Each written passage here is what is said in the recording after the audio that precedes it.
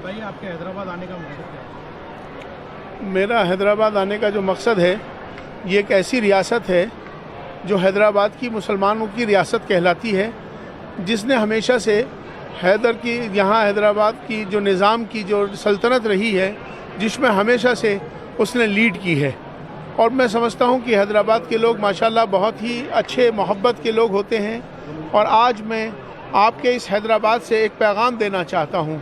मैं चीफ़ इमाम भारत होने के नाते मैं एक अभी हैदराबाद के अंदर बहुत बड़े बड़े लोग रहते हैं, बड़ी बड़ी सियासतें यहाँ लोग करते हैं, लेकिन वो मुसलमानों की सब सियासत ज़रूर करते हैं, लेकिन मुसलमानों के ताल्लुक़ से जो उसका जो रहबर होता है, जिसे इमाम कहते हैं, इमामों की यहाँ कदर नहीं हो रही। उसके लिए मुझे बड़ा दुख लग रहा है। मैं मस्जिदों में गया, मस्जिदों में यहाँ के इमामों को सिर्फ 5,000, 6,000, 7,000 रुपये हदिया दिया जाता है।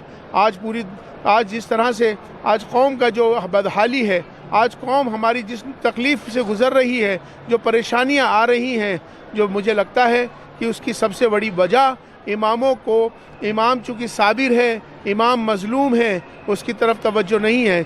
चूँकि लीडर इमाम होता है, इमाम जो है अमीर के कहलाए जाते हैं, अमीर के मायने इमाम अमीर होता है, कौम का लीडर होता है, लेकिन आज उसकी हालात बहुत इतने कमज़ोर हो चुके हैं, उसकी तरफ कोई तवज्जो नहीं है। भारत के अंदर पूरी दुनिया का सबसे ज़्यादा 5.5 लाख मस्जिदें हैं, आज 5.5 लाख इमाम हैं, उनके लिए कोई तवज्जो नहीं है। आज अगर कौम का लीडर तकलीफ़ में है तो समझ लो कौम कोई तरक्की नहीं कर सकती। आज जो मुश्किलात, जो परेशानियाँ, जो दिक्कतें आ रही हैं, चूँकि इमाम खुश नहीं है, इमामों के हालात बेहतर नहीं हैं।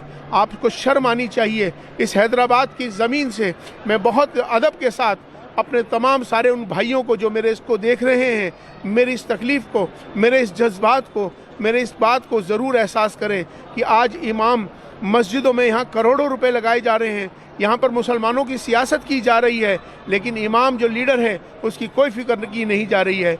आज इमाम जो है 7,000, 8,000 रुपये महीना उसको हदिया दिया जा रहा है। इससे ज़्यादा शर्म की और कोई बात नहीं हो सकती। अब अगर आप मंदिरों में जाएंगे तो मंदिरों के पुजारी को 1-1 लाख रुपए हदिया दिया जाता है, गाड़ी सारी सहूलत दी जाती है। गुरुद्वारे के ग्रंथी को 1-1 लाख रुपए हदिया दिया जाता है। इसी तरह चर्च के फादरों को, इसी तरह से सिनेगॉग, कोई भी ऐसी जगहें जहाँ उनके लोगों को 1-1 लाख तमाम सारी सहूलतें दी जाती है। वही कौम आगे बढ़ती है जिस कौम के रहनुमा, जिस कौम के लीडर, जो अपने लोग, जो इमाम होते हैं, उनकी कदर यहाँ ख़त्म हो चुकी है। इस वजह से बदहाली, परेशानियाँ ये सब आ रही हैं। तो मैं अल्लाह के वास्ते, तुम्हें अल्लाह का वास्ता दे रहा हूँ कि अपने इमामों की कदर कर लो, अपने उलमा की कदर कर लो, सियासत को छोड़ दो।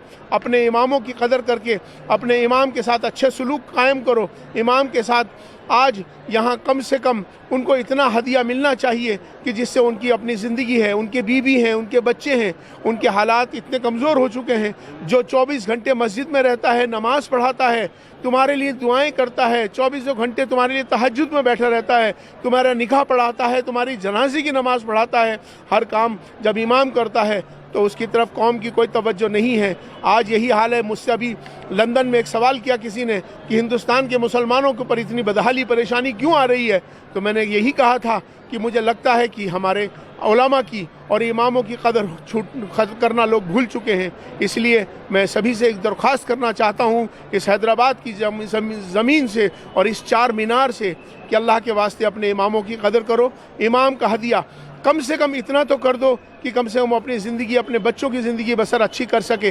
तो आज मैं यहाँ ऐलान करवाने आया हूँ। मैं आप सबसे भी कहना चाहता हूँ कि एक इमाम की तनख्वाह उसके हदिये के तौर पर 50,000 रुपया कम से कम होनी चाहिए। हर मोहल्ले से अपने इमामों की पैसे इकट्ठे करके, अपने लोगों से इकट्ठे करके उन लोगों को देना चाहिए। आर्कोलॉजिकल सर्वे ऑफ इंडिया के तहत आती है 4 मीनार की मस्जिद, जो कि एशिया की बड़ी मस्जिद कहलाती है। लेकिन अफसोस की बात यह है, आर्कोलॉजिकल सर्वे ऑफ इंडिया के चौकीदार को 45,000 रुपये तनख्वाह दी जाती है, लेकिन आर्कोलॉजिकल सर्वे ऑफ इंडिया अपने उस इमाम को, जो मक्का मस्जिद का इमाम है, उसको मात्र सिर्फ 12 से 13,000 रुपये तनख्वाह दी जाती है।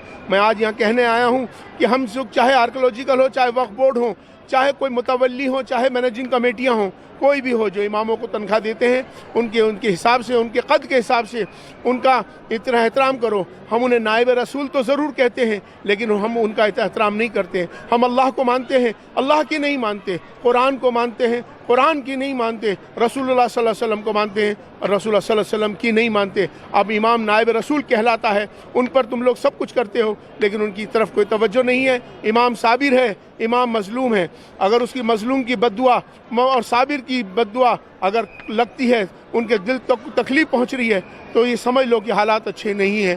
یہ اشارہ دے رہا ہوں کہ اماموں کی طرف اللہ کے واسطے توجہ کرو۔ اپنے مساجدوں میں کروڑوں روپے لگانے کی ضرورت نہیں ہے، لیکن امام جو اس کا جو سنچالن کرتا ہے، جو نماز پڑھاتا ہے، جس کی وجہ سے مسجد ہے، نمازیوں کی وجہ سے مسجد ہے، تو اس لیے اس کا خیال کرو۔